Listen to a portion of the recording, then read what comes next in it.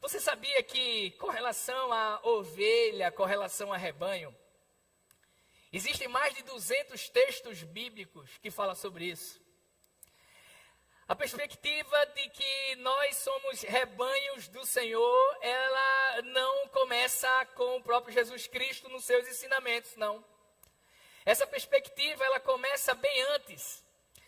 No Antigo Testamento já se falava nisso. Ezequiel 34, 31 diz assim: vocês, minhas ovelhas, ovelhas da minha pastagem, são o meu povo e eu sou o seu Deus, diz o soberano Deus. João 10, 11 diz: eu sou o bom pastor e o bom pastor dá a vida pelas suas ovelhas. Em João 10, 27, Jesus Cristo novamente vem falando sobre rebanho, sobre ovelha, e ele diz: as minhas ovelhas ouvem a minha voz, eu as conheço e elas me conhecem. Essa perspectiva de que nós somos ovelha, fazendo parte de um povo, é algo que a palavra de Deus já ensina há muito tempo. Há muito tempo. E a Bíblia, ela compara assim a igreja a um rebanho. Mas você sabia que existem dois tipos de rebanhos na Bíblia? Dois tipos. Existe o rebanho geórgico de ovelhas, mas também existe o rebanho de bodes. Ovelhas e bodes. E quais as características que diferenciam a ovelha do bode? Quais são as características? Eu pesquisei e trouxe algumas aqui. Por exemplo, a ovelha, ela é um animal muito dócil. Muito dócil. Já o bode é arredio. A ovelha, ela tem grande disciplina nas coisas básicas. É interessante que alguns estudos mostram que a ovelha, ela toma banho periodicamente, mais ou menos a cada 45 dias, para não prejudicar a lã. E elas começam, depois de uma certa idade, a ter algumas atitudes que elas sabem que está chegando o dia de tomar banho. Vê que coisa. Então, nas coisas mais básicas, por exemplo, elas já começam a procurar a sombra a partir das 3 horas da tarde. Porque sabe que na sombra ali ela vai repousar e vai dormir a passar a noite. Então, nas coisas básicas, a ovelha, ela tem a sua disciplina. Já os bodes não. O bode, ele é totalmente indisciplinado. Principalmente na questão da alimentação. A gente vai falar um pouco depois sobre a alimentação do bode. A ovelha, ela é acostumada a viver em rebanho. Ela é acostumada a viver em rebanho e ela recebe novos integrantes do rebanho que ela faz parte de uma maneira muito tranquila.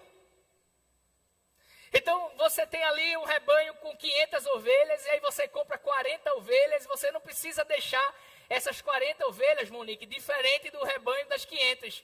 Você pode comprar as 40 e colocar lá junto das 500, que não vai ter crise, não vai ter problema nenhum.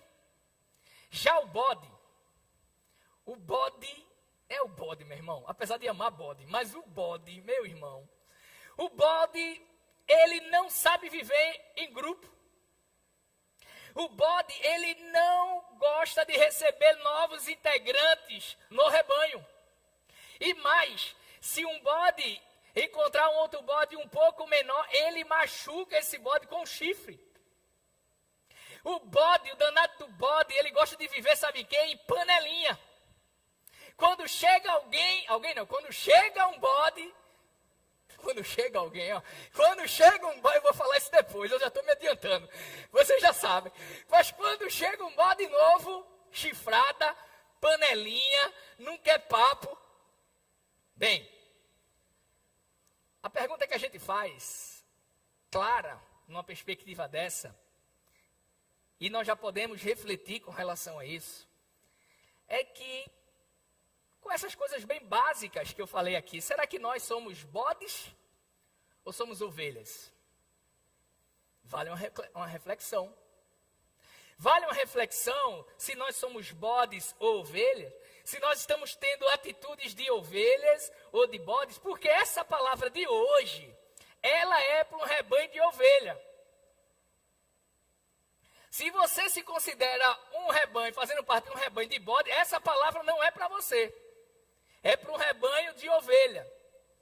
E, infelizmente, a palavra de Deus diz que este animal, a ovelha, e este animal bode, em um grande rebanho, que é a igreja, eles estão misturados. Eles estão misturados. Mateus 25:31 diz assim: quando o Filho do Homem vier, com ele também virão anjos. Então ele se deparará em frente a um grande rebanho e estará sentado no seu trono de glória. E aí a palavra de Deus diz em Mateus, dizendo que todas as nações serão reunidas diante dele. Todas as nações, todos os povos, todas as igrejas, do passado, do presente e do futuro. E a palavra diz, e ele separará uma das outras. Como o pastor separa o bode das ovelhas. Então a impressão que se passa clara aqui, não precisa ser nenhum teólogo, é que existe um grande rebanho que os bodes e as ovelhas estão ali misturadas. E aí ele chega e fala sobre isso. E ele diz, com relação a isso, interessante também, que tem um texto bíblico que diz que ele irá colocar as ovelhas na direita e os bodes na esquerda. Ele faz essa separação. Um estudo da parábola da ovelha perdida mostra claramente, este é o ensinamento principal, mostra claramente que Deus é um Deus de amor, e que em todos os momentos ele vai em busca daquele pecador que caiu, que se perdeu. Claramente. Então, se você é um pecador, como eu sou, que precisa e necessita da misericórdia do Senhor todos os dias, se você está aqui neste momento e é uma ovelha do Senhor Jesus Cristo, independentemente se você está junto com o rebanho, ou se está um pouco afastado, ou se está perdido, independentemente de qualquer coisa, se você é ovelha, abra sua Bíblia em Lucas capítulo 15. Todo mundo vai abrir agora, né? Já todo mundo abrindo, é isso mesmo. Se você é ovelha, abre aí nesse texto, para nós refletirmos um pouco.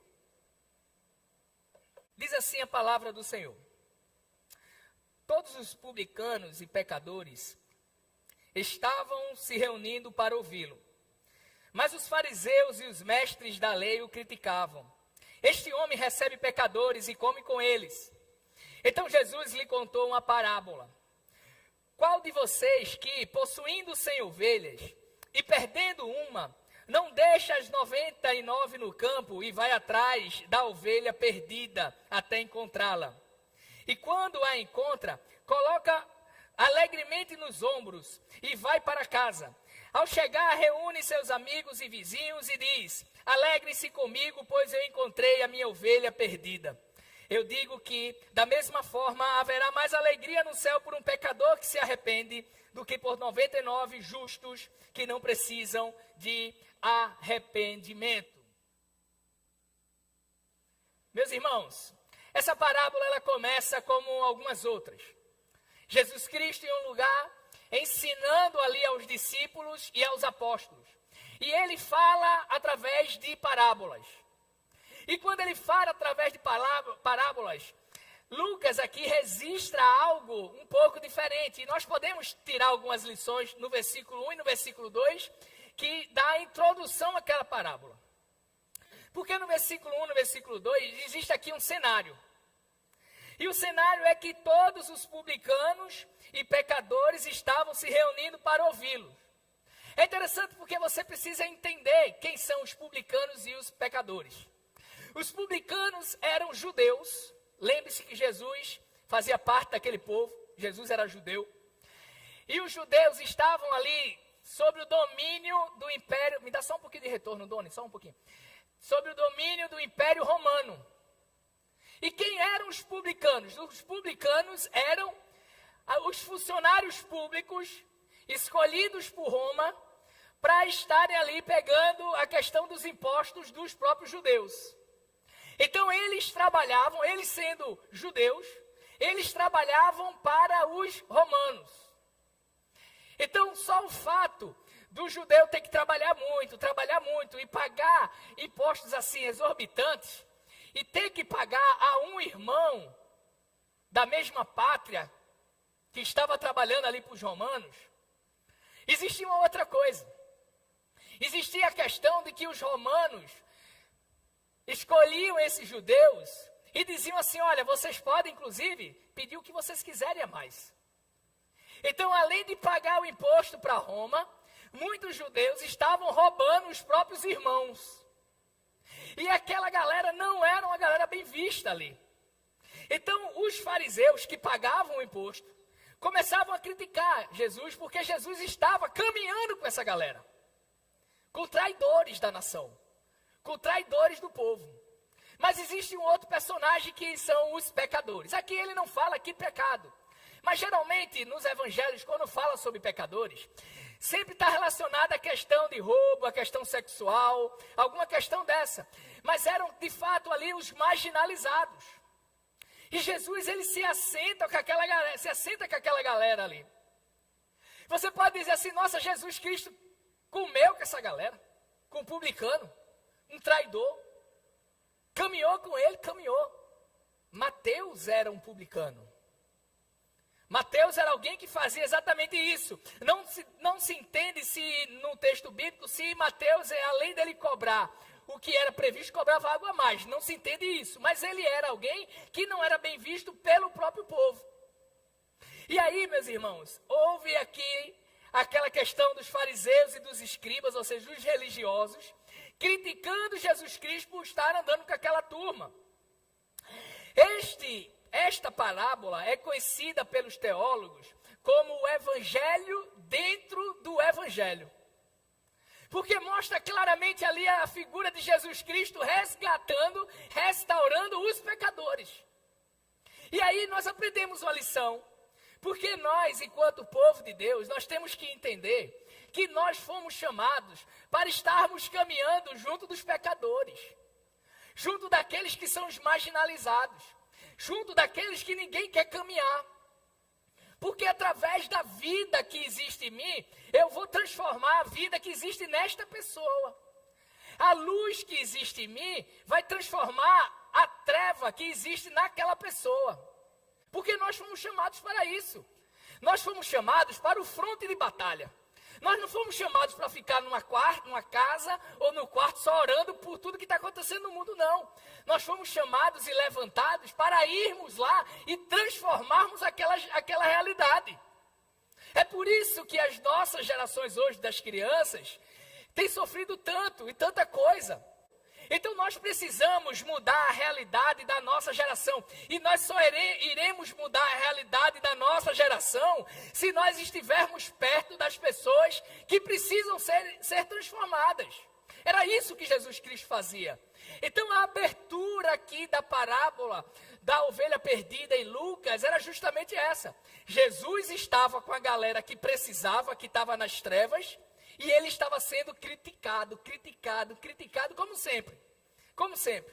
E aí Jesus ele começa dando ali aquele exemplo, falando aquela história, sendo essa parábola.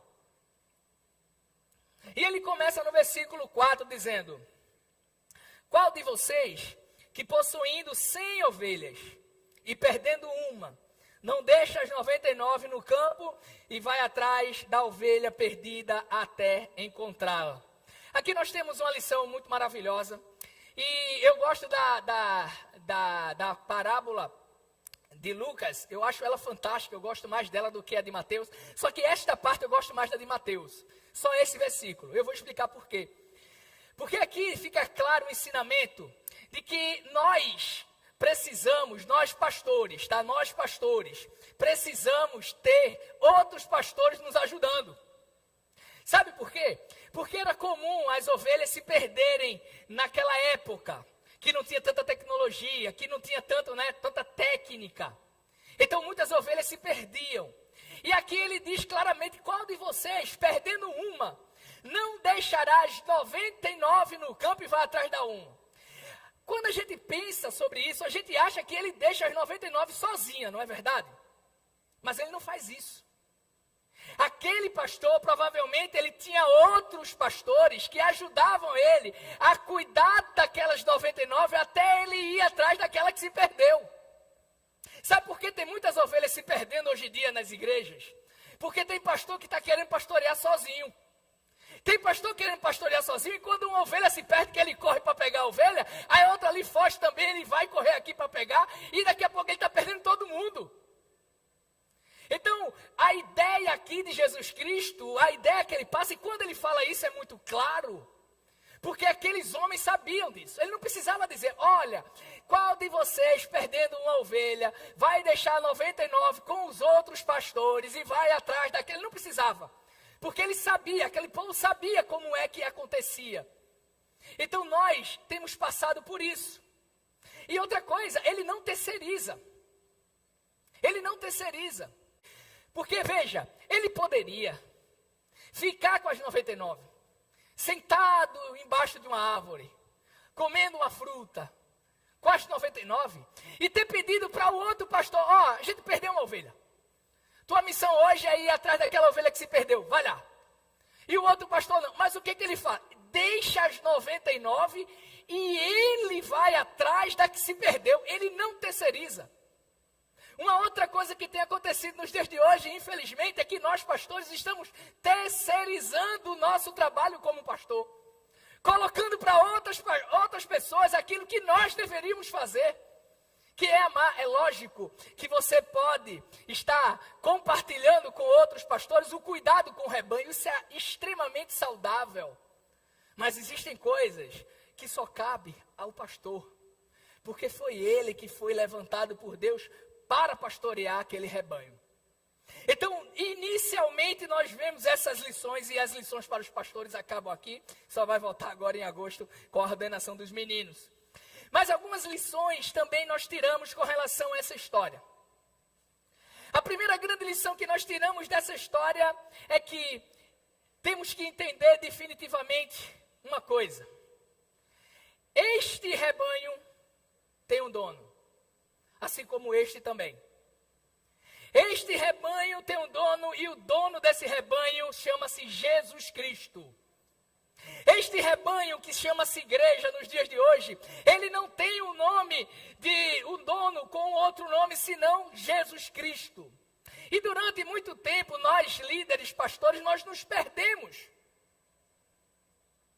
Nós nos perdemos porque muitas vezes achamos que nós somos dono da igreja. Somos donos do rebanho.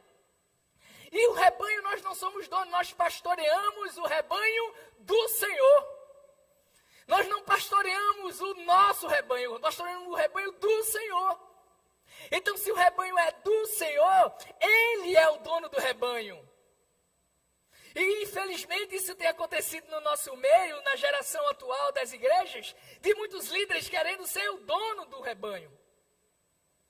Mas Deus, desde a antiguidade, mesmo Ele sendo o dono do rebanho, desde a antiguidade, Ele separa homens para pastorear o seu rebanho. E o nosso maior exemplo de um pastor é o sumo pastor, que é Jesus Cristo. Uma outra lição, antes de entrarmos aqui, definitivamente na mensagem, ainda em cunho de introdução, é que todos podem se perder. Preste atenção. Neste rebanho chamado igreja, todos nós podemos nos perder. A palavra de Deus tem vários exemplos, e eu gosto de um que diz que o diabo anda ao nosso derredor, buscando a quem possa tragar, machucar, matar. Então nós temos que entender que se aquele irmão que está do nosso lado, ele caiu, ele se perdeu, poderia ter sido comigo. Eu não sou melhor do que ele, eu não sou mais santo que ele, eu não tenho mais talento do que ele, eu não tenho mais relação. Não, nada disso. Se aconteceu com ele, pode acontecer comigo. Sabe por quê, meu irmão? Porque neste rebanho, todos nós somos iguais. Todos nós somos iguais. Então, se ele se perdeu, se aquela ovelha se perdeu, poderia ter sido qualquer outra. Então, ainda na introdução, além desse rebanho ser do Senhor, todos nós podemos nos perder. E com relação a estarmos perdidos, quais os perigos de uma ovelha estar perdida?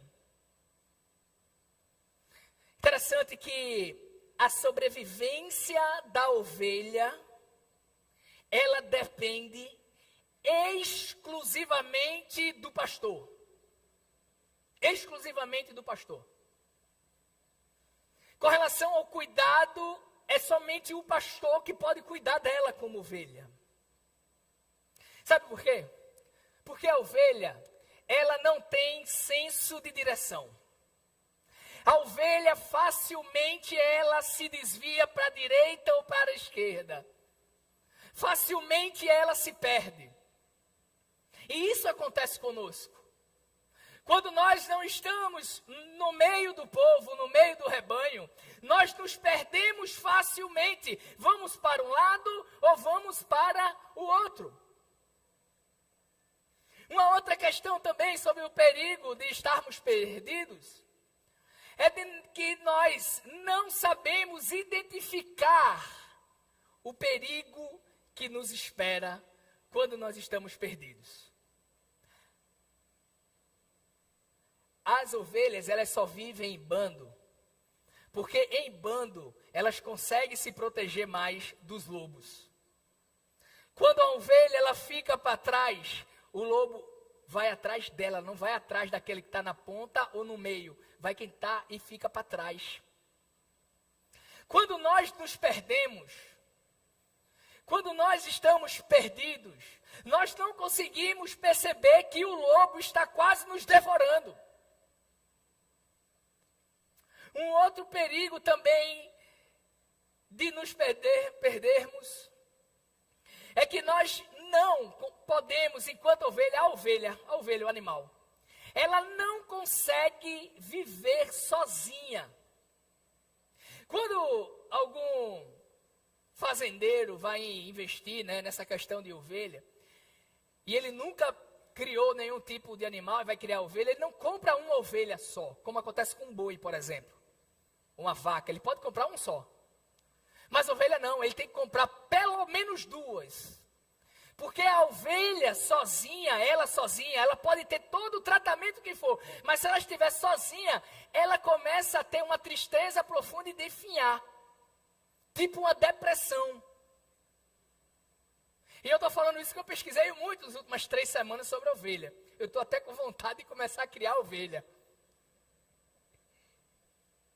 E quando nós nos perdemos e passamos a viver sozinhos, nós começamos a definhar, numa tristeza profunda, porque nós fomos chamados para vivermos assim, juntos, em rebanho, um do lado do outro.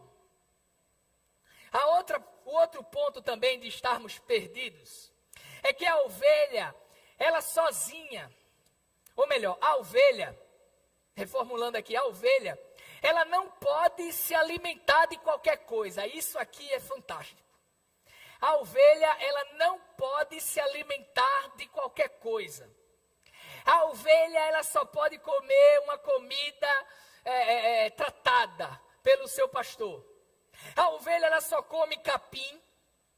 E esse capim precisa estar novo, fresco e um pouco úmido. Vê que coisa. Para ela poder produzir bastante lã, a alimentação dela tem que ser uma alimentação saudável, diferente do bode.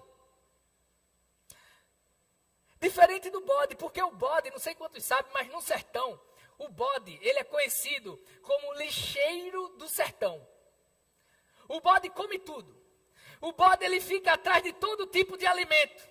Se aparece uma novidade em algum lugar, o bode vai lá correndo ali e já come. Já experimenta, sem saber o que é, de onde veio, sem saber quem foi que produziu, sem saber se vai fazer mal, se vai fazer bem, o bode vai e come. E geralmente começa a passar mal depois e às vezes vem a morrer. Infelizmente, nós temos agido dessa forma. Porque nós, enquanto ovelhas, nós não conseguimos distinguir entre um bom e um mau alimento. Veja só, deixa eu falar, preste atenção, deixa eu falar. Eu não queria estar estudando mais. Estudar cansa. Não cansa estudar? Fazer prova, relatório, fazer trabalho de conclusão de curso, apresentar seminário. E aí você apresenta com 40 anos de idade, depois de ter passado a vida toda estudando. Aí vem um professor e diz, está ruim, começa do zero, Renata. Vê só que coisa. Eu não queria. Mas sabe por que eu estou estudando?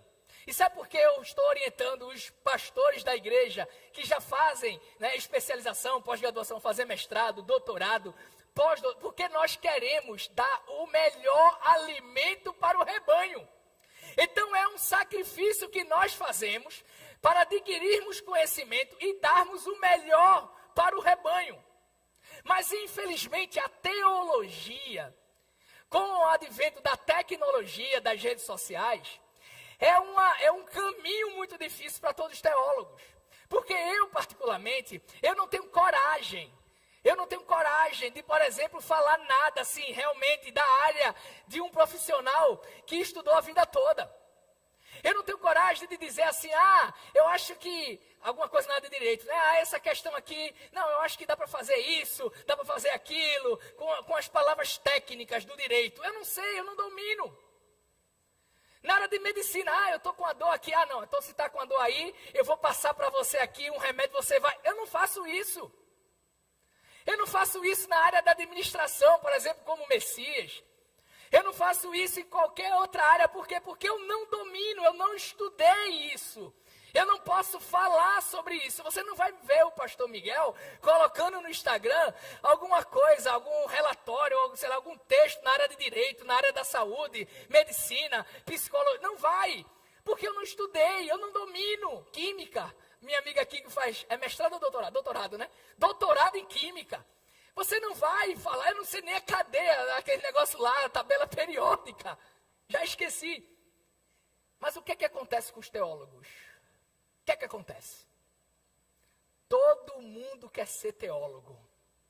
É cada texto no Instagram e no Facebook desse tamanho, que quando você vai ler, você que estuda, Messias, você que estuda, quando você vai ler, erro teológico do início ao fim. Mas porque eu estou ouvindo pastor A, pastor B, missionário C, e aí eu junto um pedaço aqui, um pedaço ali, um pedaço aqui, um pedaço ali, começo a me alimentar, me torno um teólogo. E aí eu posso falar das coisas da teologia. Isso é um erro grande que nós cometemos. Por quê? Porque a ovelha, ela não consegue por ela mesma distinguir um bom alimento. E quando Jesus Cristo comparou, e quando Deus comparou no Antigo Testamento, que nós somos rebanhos e um rebanho de ovelha, cabe ao pastor alimentar. Então, se você tem compromisso com a palavra, de se alimentar da palavra, e começa a vir no culto de janeiro a dezembro, pode ter certeza que teologicamente, biblicamente, espiritualmente, você é uma pessoa muito mais forte. E muitas vezes, infelizmente, nós queremos comer alimentos de outros lugares.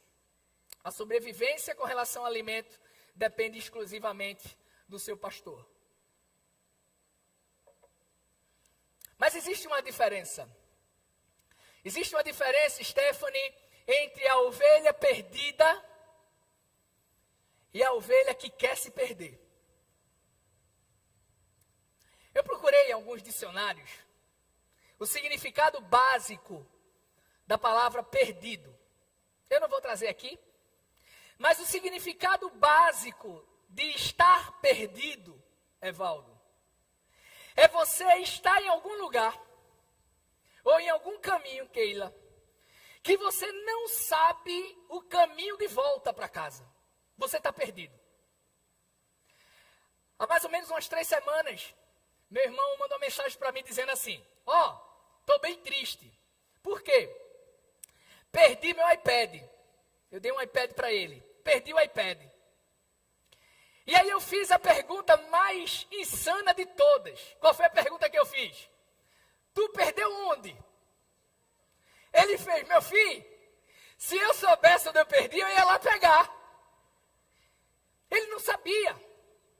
E muitas vezes isso tem acontecido nas igrejas. Porque, infelizmente, muitas pessoas, elas não estão como ovelhas perdidas. Elas sabem muito bem o caminho de volta. Mas elas estão lá fora por quê? Rebeldia, revolta, modismo. E quando eu falo modismo, eu falo dos desigrejados. Que estão no mundo, estão lá fora porque acham que não precisa viver em rebanho. Estão lá fora, Messias, porque acham que não precisa de pastor. Ah, mas ele é falho, eu também sou. Até porque todos nós somos ovelhas, até os pastores. Eu tenho um pastor. Pastor Alberto é meu pastor. Quando eu tenho alguma crise, eu ligo para ele. Eu compartilho com ele. Eu peço gabinete com ele. Graças a Deus ele não pede mais gabinete comigo. Mas eu peço. E vou lá compartilhar com ele, chorar com ele, falar as novidades da minha vida, porque todos nós somos. Mas tem pessoas que estão nessa situação, mas elas não estão perdidas. Elas sabem o caminho de volta. Mas elas estão lá por outros motivos. E o que tem feito esse rebanho se perder? Doutrinas não bíblicas. Tem desviado o rebanho. Procurar por uma teologia de autoajuda, ao invés de buscar a teologia da ajuda do alto. A autoajuda deve ser uma bênção, não sei, nunca li esse negócio. Mas deve ser uma bênção. Mas a melhor bênção, a maior bênção que transforma, não é a autoajuda, é a ajuda que vem do alto.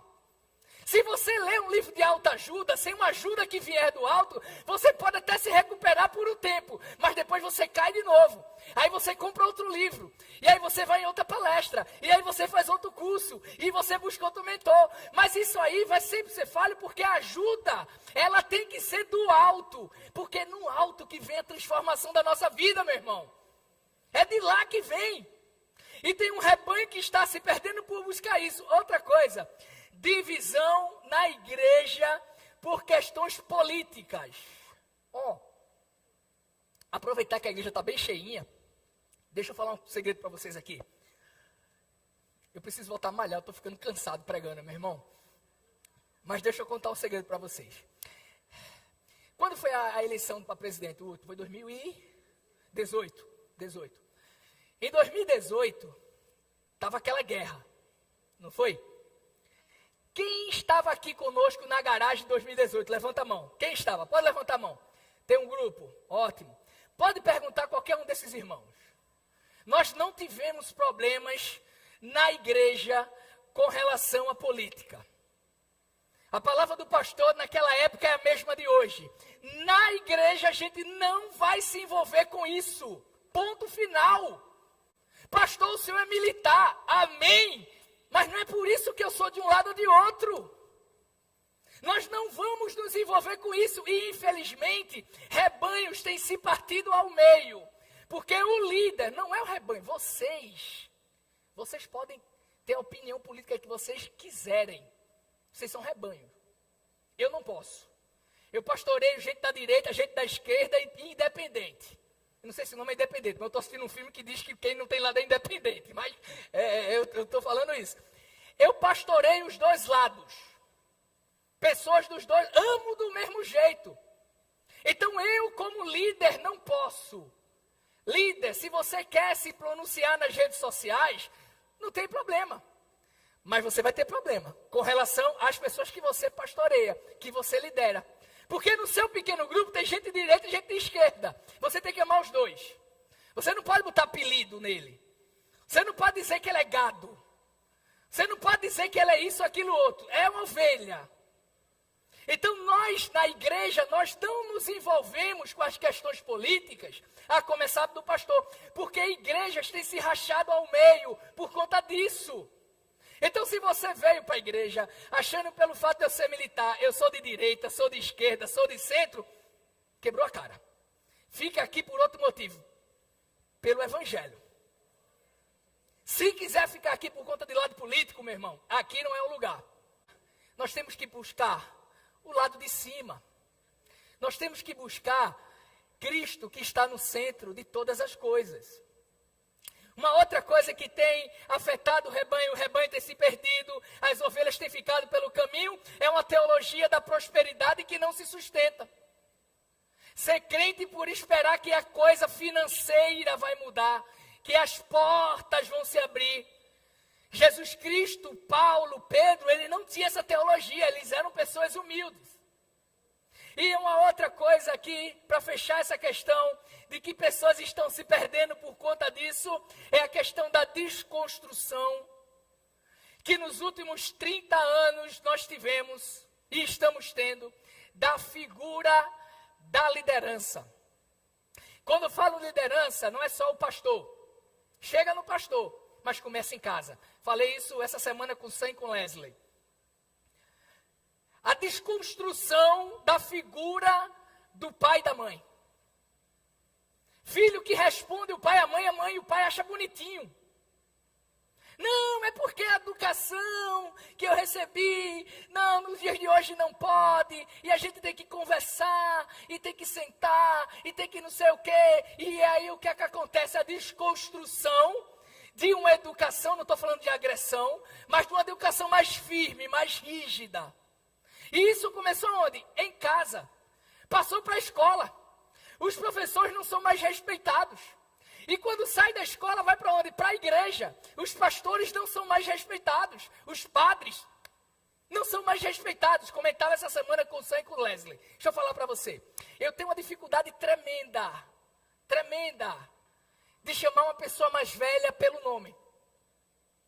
Tremenda. Tem ovelha minha que eu nunca chamei pelo nome. Sempre é irmã, senhora, senhor. Eu aprendi assim, é respeito. Mas sabe o que é que acontece? Ovelha que não respeita a figura do pastor. E nós estamos criando uma cultura de respeito à figura do pastor na igreja. É a mesma coisa, respeito à mãe, porque a mãe e o pai foram escolhidos por Deus para ser minha mãe e meu pai. O professor está ali porque estudou para ser o meu professor. E essa desconstrução tem feito com que as pessoas saiam da igreja e muitas vezes, vamos atrás de fulano não está perdido não. Ele sabe o caminho de volta. Ele está lá por rebeldia. Ele está lá porque não respeita a figura do pastor. Ele está lá porque ele não sabe receber um não. Ele está lá porque ele quer as coisas tudo do jeito dele. Não está perdido. Se tiver perdido, a gente vai. Eu vou. Eu deixo o restante do rebanho com os outros. Eu vou. Mas se não tiver perdido, se quiser ser desigrejado, entrar na moda, não está perdido. Eu vou cuidar de quem precisa, meu irmão. De quem está com a família sendo destruída, de quem está com o filho nas drogas, de quem perdeu a mãe, como perdeu o nosso irmão ontem. Quem está sofrendo, a gente está lá perto. Então isso tem acontecido nos dias de hoje, mas existem outras situações que têm feito o rebanho se perder, e se perder de verdade. Por exemplo, uma ovelha ela pode se perder em meio a uma tempestade. O pastor ele sai para pastorear as suas ovelhas e no meio do caminho uma tempestade ele tem que voltar. No meio dessa tempestade alguma pode ficar. Se você chegou aqui hoje e se você se considera uma ovelha, mas uma ovelha perdida, por que foi que você se perdeu? Qual foi a tempestade que te atingiu para você estar perdido? Para você estar perdida? E eu não estou falando de caminho para a igreja, eu estou falando do relacionamento com Deus. Qual foi a tempestade que fez com que você, no caminho da tua vida, você se perdesse? Uma ovelha, ela pode se perder se ela cair em um grande buraco. Aquele rebanho gigante, o pastor ali, organizando, às vezes vai ter um buraco no caminho que uma ovelha, caiu. E o rebanho continua e ela fica lá. Muitos de nós nos perdemos, porque no caminho da nossa vida, existem alguns buracos que nós caímos. Lembra que eu falei no início, que todos nós podemos nos perder? Todos nós podemos nos perder em meio a uma tempestade. Todos nós podemos nos perder por conta de um buraco no meio do caminho. A tempestade da vida pode ser uma doença, uma grande decepção. A tempestade da nossa vida pode ser uma traição, um sonho destruído. O buraco da nossa vida pode ser aquele pecado que nós cometemos e caímos ali naquele momento. O que foi que fez você se perder? O que foi que fez você ficar pelo caminho? Existe uma outra forma também do rebanho, de que alguém ali se perca, alguma ovelha se perca, é quando, no meio da caminhada, um ladrão, ele, sem o pastor perceber, ele rouba uma ovelha. A palavra de Deus diz que o ladrão, ele vem para matar, para roubar e para destruir. Pode ser que na tua vida, na caminhada da tua vida, você se deparou com alguns ladrões assim.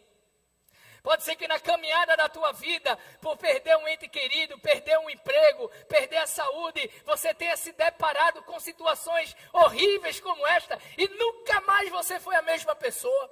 Você era uma pessoa que orava, que lia a Bíblia, que se envolvia na obra, era uma pessoa de oração, uma pessoa de fé. Então veio essa situação tão ruim. Quando veio essa situação tão ruim, seja uma tempestade, um buraco, um ladrão, você ficou no caminho.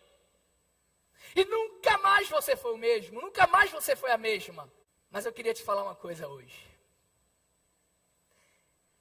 O mesmo texto que nós lemos,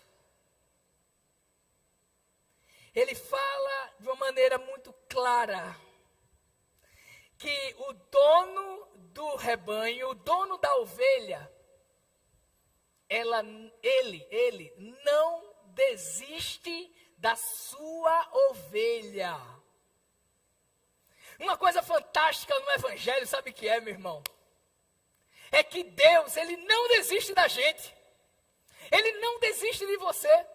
Você pode ter sofrido o que foi. Você pode ter se revoltado com o que for. Você pode ter ficado no caminho e estar muito distante. Mas algo que fica claro é que o pastor verdadeiro, o supremo pastor, ele não desiste de mim e de você. Ele deixa todas as outras, ele ama todas. E veja, ele deixa as 99, ele deixa elas lá e ele vai sozinho no caminho, e entenda, ele coloca a sua vida em risco, porque se foi alguma coisa como um lobo, como um ladrão, ele vai ter que se deparar naquela situação. Davi falou isso. Davi falou, olha, eu tomo conta das ovelhas do meu pai. E quando aparece um lobo, um leão, eu batalho, mas eu não deixo pegar a ovelha. E Deus, Ele tem feito isso na tua vida hoje. Ele está batalhando no mundo espiritual pela tua vida.